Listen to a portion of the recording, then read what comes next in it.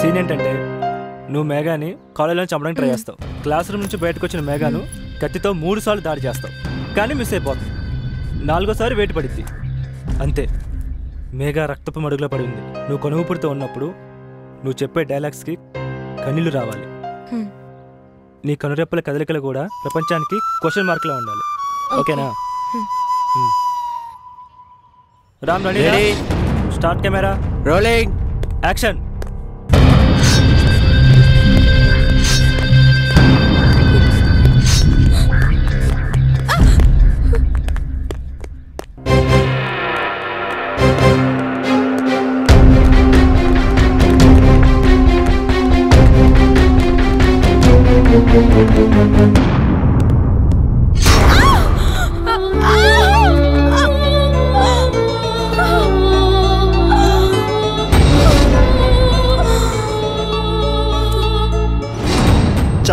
చావు.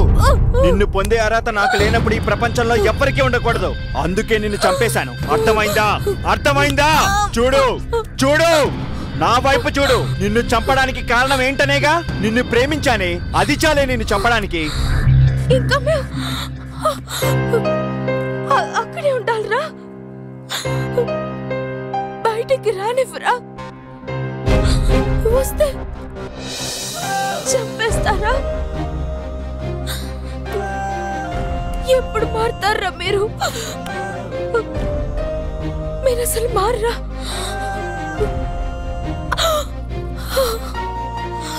ఆడపిల్లగా పుట్టడమే శాపమా? చదువుకోవడానికి వస్తే నేరం, ప్రేమించకపోతే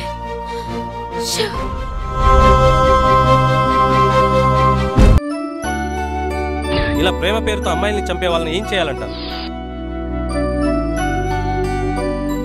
ప్రేమ కోసం ఒక అమ్మాయిని చంపేస్తే ప్రపంచం మొత్తం స్పందిస్తుంది. అది అబ్బాయి చనిపోతే ఎంతమంది స్పందిస్తారు? అయ్యో పాపం అంటారు. ఇదే ఆవేశం ఎంతమందికి వస్తుంది? అమ్మాయివేనా ప్రాణాలు, అబ్బాయి కావా? నిర్భయాలని చట్టాలు అమ్మాయిల భద్రత కోసం వస్తే అబ్బాయిలు కూడా ఏదో ఒక చట్టం రావాలి కదా. కానీ వీటన్నిటితో పాటు ప్రేమికులు ఏం చేయాలో ఏం చేయకూడదో మా సినిమా ద్వారా చూపిస్తున్నాం.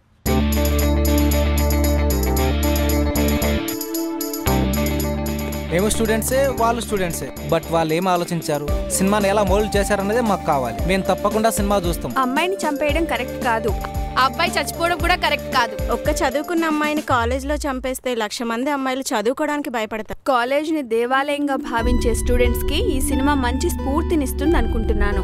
వీళ్ళు ఏం ఆలోచించుంటారో తెలియదు కానీ మంచి మెసేజ్ ఇచ్చుంటారు. They are my friends, so I like to watch the movie. Students సినిమా తీయడం అంటే గ్రేటే కదా. వీళ్ళు డెఫినెట్ గా చాలా మంచి సినిమాని తీసి. నువ్వేమో ఆపుకోలేక చెప్పేశావు, నేనేమో దాచుకోలేక చస్తున్నాను. ఎన్నిసార్లు నీ వైపు చూశాను, ఒక్కసారైనా నా వైపు చూస్తావని ఆశపడ్డాను. ఆశపడ్డ ప్రతిసారి నిరాశే, ఏడుపొచ్చేది.